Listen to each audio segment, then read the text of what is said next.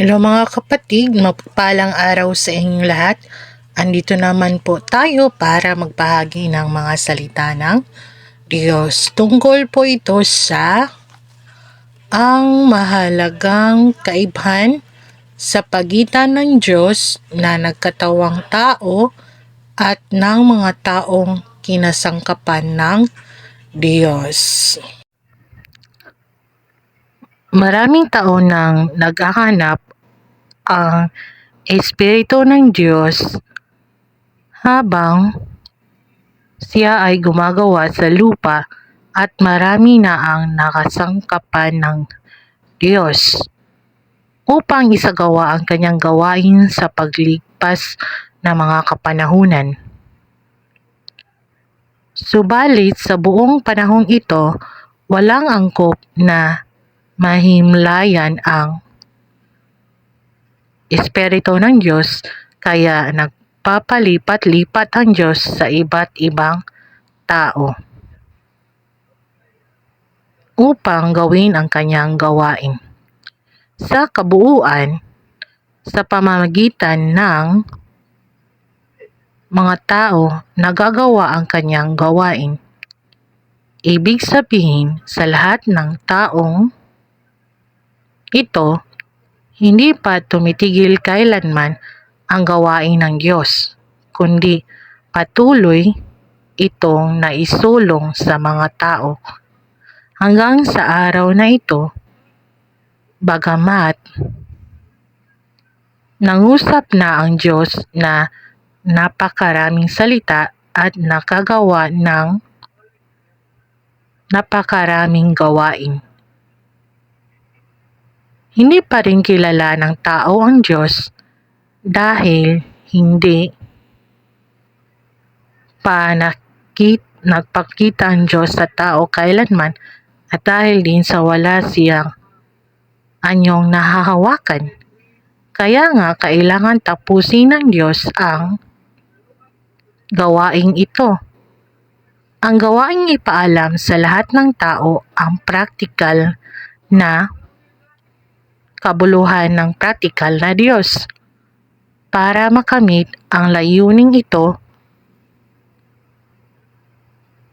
kailangang ihayag ng Diyos ng malinaw ang kanyang Espiritu sa sangkatauhan at isagawa ang kanyang gawain sa gitna nila. Ibig sabihin, kapag ang Espiritu ng Diyos ay nagtataglay ng pisikal, magkakaroon ng laman at buto at nakikitang lumalakad sa gitna ng mga tao. Sinasamahan sila sa kanilang buhay, kung minsan ay ipinapakita at kung minsan ay itinatago ang sarili, saka lamang nagkakaroon ng mas malalim na pagkaunawa ang mga tao tungkol sa Kanya. Kung nanatili lamang ang Diyos sa katawang tao, hindi niya lubos na matapos ang kanyang gawain. At matapos gumawa sa katawang tao sa loob ng ilang panahon na tinutupad ang ministeryo na kailangang gawin sa katawang tao. Lilisanin ng Diyos ang katawang tao at gagawa sa espiritual na dako sa larawan ng katawang tao. Tulad ng ginawa ni Jesus pagkaraang gumawa siya sa loob ng ilang panahon sa normal na pagkatao at matapos niya ang lahat ng gawaing kinakailangan niyang tapusin. Maaaring naalala ninyo ang siping ito mula sa Ang Landas. Naaalala ko na sinabi sa akin ng aking ama sa lupa, hangarin lamang gawain ang kalooban ng iyong ama at tapusin ang kanyang tagubilin. Wala ka ng iba pang dapat alalahanin. Ano ang nakikita mo sa siping ito? Kapag dumarating ang Diyos sa lupa,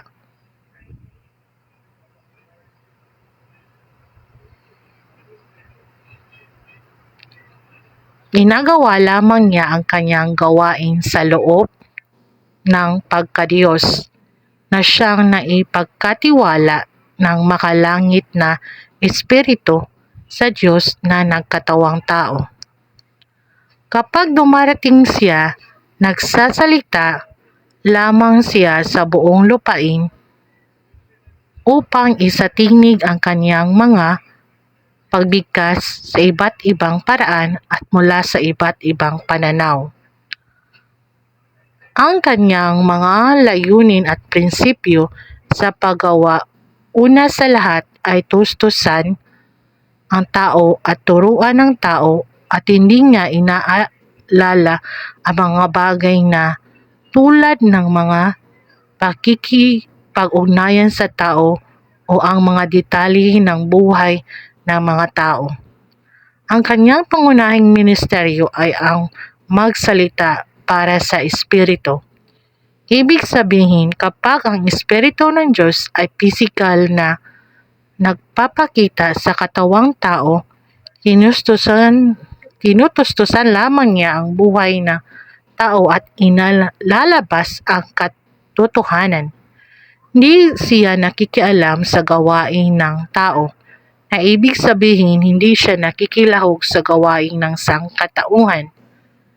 Hindi maaaring gumawa ng banal na gawain ang mga tao at hindi nakikilahok ang Diyos sa gawain ito.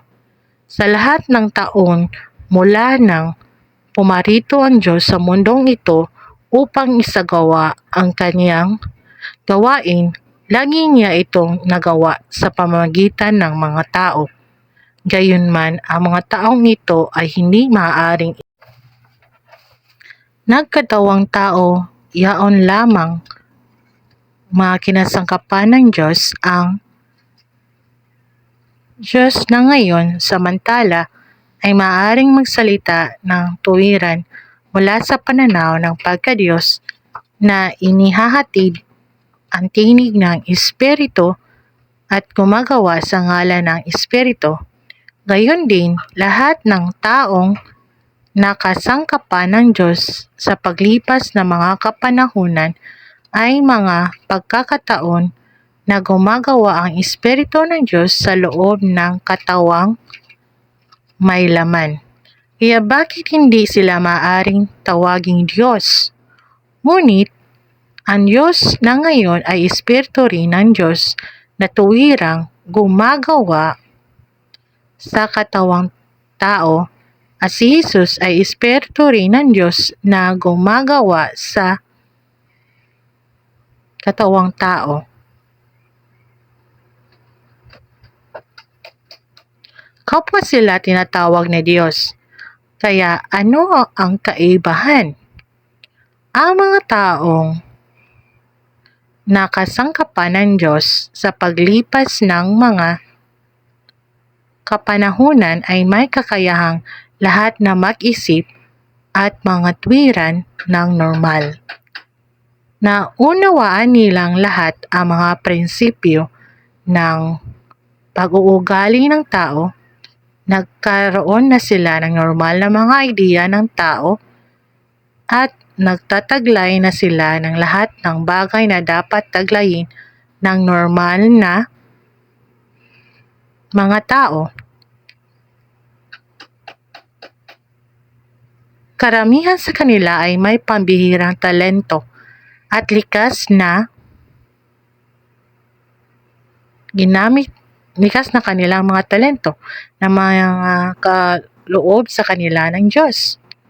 Ginamit ng Espiritu ng Diyos ang kanilang mga talento gamit ang kanilang mga kalakasan sa paglilingkod sa Diyos.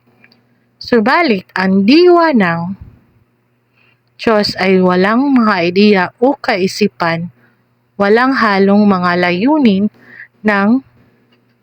ni hindi siya pamilyar sa mga prinsipyo ng pag-uugali ng tao. Ganito, ang sitwasyon kapag dumarating sa lupa ang Diyos na ngayon. Ang kanyang gawain at kanyang mga salita ay walang halong mga layunin ng tao o kaisipan ng tao, kundi ang mga ito ay tuwirang pagpapakita ng mga layunin ng Espiritu at gumagawa siya ng tuwiran sa ngalan ng Diyos. Amen po.